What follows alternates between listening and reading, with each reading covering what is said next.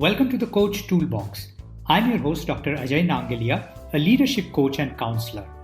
This channel supports your professional and personal development as a leader with research-based and practice-focused learning. And we bring you the best career and life advice from guests who've been there and done that successfully. And now, our session today. Let's talk today about one very important aspect of career success. You see, by the time you reach middle or senior levels successfully within the organization, your skills, qualifications, talent, track record are all considered baseline requirements for the job. They are essentials to help you keep your job, but they are not enough if you aspire to grow further. One of the key requirements for your success in organization growth and your own career growth is to develop and nurture a mentor, or preferably a panel of mentors. And these mentors will support you, your growth, open doors, share their knowledge, and share their insights with you. The mentors can be formally appointed by the organization for you, or better still, you can develop your own mentor or mentors informally. So in our conversation today, let's understand what a mentor is and how she or he can support your career growth, and most importantly, how you can develop and leverage your own network of mentors. Now, at the starting point, let's understand who a mentor is. The typical understanding of a mentor is a person who is senior to you in terms of experience, expertise, connections, organizational and industry savvy, and so on, and who will commit to supporting you in your own growth within the organizations and within your own career. In addition, having a mentor to support your professional growth and career trajectory, you can have a mentor to support your wellness and fitness journey, help you plan your finance and investments, your spiritual development and growth, and almost anything that is of importance to you. Now, while there are certainly differences between the word and the definition and the role of someone who is called a mentor, a coach, a counselor, an advisor, for our conversation today, I'm thinking of a person who will wear these hats depending on what your needs are. So in real life, there will be an overlap in these roles. Most importantly, your mentor must be someone who is committed to helping you become a confident and capable traveler along your own professional journey. Remember, it's never too early to start developing your own panel of mentors. So irrespective of where you are in your journey, you will benefit greatly from having your own network of mentors. Your mentor will support your learning and growth both professionally and personally, and can provide information, connections, and introductions to opportunities that are appropriate. She or he can even give a recommendation which will go a long way in supporting your case. Your mentor will help you understand the political landscape and organization dynamics of your organization and give you advice in how to navigate it shrewdly. This is information that most of us will never have if we work in isolation. And not only at an organization level, but your mentor will give you insights into your industry as well. Therefore, developing and nurturing your set of mentors is one of the finest investments you can make for your career and life. Look at this as a long-term initiative and not just a quick fix. Now, you will have some mentors who have insights and connections for certain domains, and other mentors will be helpful in other areas. There is no one person who is a master of all. The smart strategy is to have a panel of mentors who can support you in your professional space, your personal space, in health, in managing finances, spiritual growth, and so on. So how does this mentoring process work? Let me share some thoughts on how the process works and then some ideas on how you can start developing your panel of mentors. Let's appreciate that there's no fixed formula or a specific mold for a mentoring relationship. It has to serve your needs and the availability and willingness of your mentor to commit to the process and the relationship. For example, in a professional space, you might have a conversation with your mentor once a quarter or twice a year. You may talk to your health and wellness mentor once a month, if not more. Your mentor who supports you on financial investment decisions at least once a year and as and when required. Now, you will have these mentoring conversations at two levels.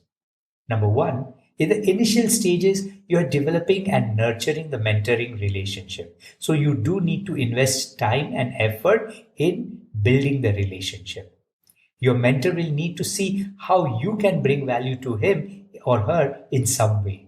It's not appropriate to start asking for transactional level information or help in the first meeting itself, but it is appropriate to make a formal request for the person to be your mentor. Share with him or her what you'd like from the relationship, what your expectations are, what you will commit in terms of time and effort. Your potential mentor should be able to see some value that she or he will get from investing in you. And I'm not talking about monetary value, but perhaps an opportunity to support a winning career, leave a legacy, give back, and so on. Remember, the mentor-mentee relationship is a two-way equation. As much as you learn and benefit from the mentoring relationship, your mentor will also learn and grow and be energized. So in your initial meetings, they must be able to sense and see how this will happen. Now, number two, as the relationship strengthens, you can start to draw upon your mentor's experience and insights and connections. So you must first invest in the relationship before you can draw from it. It may be a nice gesture, it may be appropriate to perhaps invite your mentor to coffee or lunch or dinner, but be clear that it's your invitation, so you will pay. Not all mentors will need the same amount of involvement or intimacy or investment in the relationship. You will have a spectrum of mentors, and then the types of relationships will be across this spectrum. You will find the right balance over time. One critical success factor is that there must be a good chemistry between the two of you. You must like each other, and there has to be professional respect. There must also be a strong foundation of trust. Your mentor will not give you access to his connections and insights unless he is very sure that he can trust you. So trust is the foundation. Let's share some thoughts on how to find a mentor. Here are some ideas that will help you find a mentor for yourself. Remember, you need mentors from different walks of life to support you in various areas of your life. So in your professional and career space, make a list of senior colleagues or professionals you know who've already done well in the domain or field that is important to you. Some you may know professionally or just through an indirect contact, and some may not even know you. What's important is that they have experience and expertise that will be helpful for you. Once you've made this list, find ways to reach out to these folks either directly or through known connections or via social media.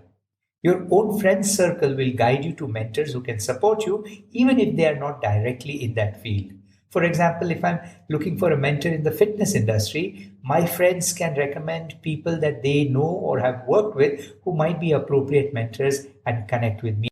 So don't underestimate the value of asking your own circle of contacts for recommendations.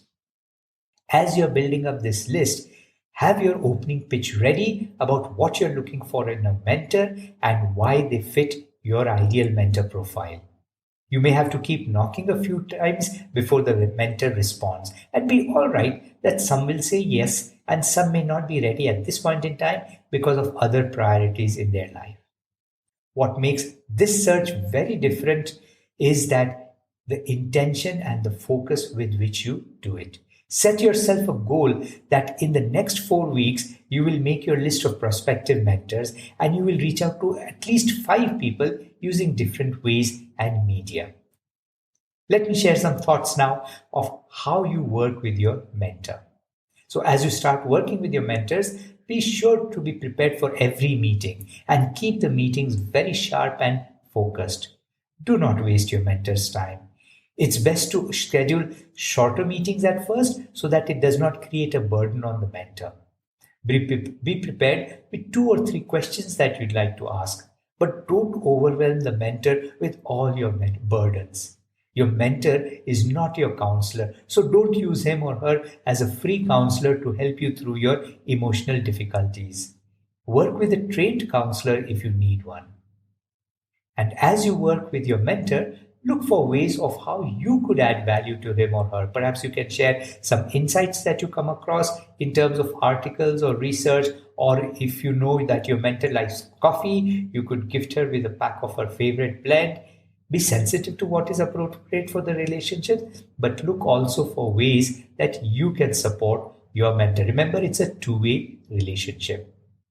So, some more thoughts on preparing for your first conversation with your mentor. And I think this is an important aspect for you to understand so that a good foundation is set up. So, before your first conversation with your mentor, it may be helpful to send them your LinkedIn profile or a career profile summary. Don't use the first conversation to bore them with your detailed career or your detailed life history. They don't really need to know every fine detail of your journey thus far. Instead, you could share with them short points, key milestones along the following template: what you feel your strengths are, what you feel your challenges are, and what you think are some actions or struggles to bridge this gap. So, when we talk about strengths, talk to your mentor about what you think your strengths are, what others think your strengths are, how you want to be able to leverage some of these strengths. Talk about the challenges. Talk about challenges that you're facing, challenges that you struggle with. What exactly do you want from the relationship? So spend a little time on some of the challenges. And then focus on bridging the gap. How can you bridge the gap between your strengths and the challenges? What new strengths do you need to focus on? What are some things you need to start or stop doing? What actions can you focus on? So focus on talking to your mentor about the strengths, about the challenges that you're facing, and how you would like to bridge the gap. So as you do this, remember a few more points in terms of how you can be a good mentee. Remember, you will get the most from your relationship depending on how much you draw from it. So initially, at least, your mentor is doing you a favor. And then over time, if all goes well, they also will enjoy the relationship because of the value it brings to them. Now, to move to this phase as soon as possible, you must commit to being a good mentee. So here are some ideas, some guidelines to keep in mind so that you can get most out of the relationship. Be open to feedback and the perspectives that your mentor shares. The choice to do or not do something rests with you, but there's no need to argue or convince your mentor why something is not right in every conversation. It's not a table tennis match. You're there to learn and understand from her perspective. Have a growth mindset and enjoy the learning process, especially when it makes you uncomfortable and pushes you out of the comfort zone. So be willing and open to do and try out the things that your mentor suggests. For example, she may suggest that you attend some event or reach out and talk to certain people or explore an option. If you're not willing to learn and experiment with these suggestions, your mentor will have no reason to continue. Keep a learning journal of things that you're learning from your journey, and share these with your mentor. This will indicate to her that you're using this as a learning space, learning about yourself and other things. Share with your mentor the baby steps that you're taking, what's going well, where you're struggling, and what you're learning both from the movement forward and from the potholes in the journey. Remember to give credit to your mentor, thank her or him, and let them know how much you value and appreciate their time and effort. They're human too, and they will really be happy with this affirmation of their investment in you. And as a closing tip, remember to contract with your mentor for a specific number of sessions over a period of time when you approach them. For example, one conversation a quarter over the coming year, or one conversation a month for the next 3 months, whatever is appropriate to you and your goals. At the end of the period, bring the engagement to a close. If you would like and the mentor is open, then you can recontract for another term that is appropriate.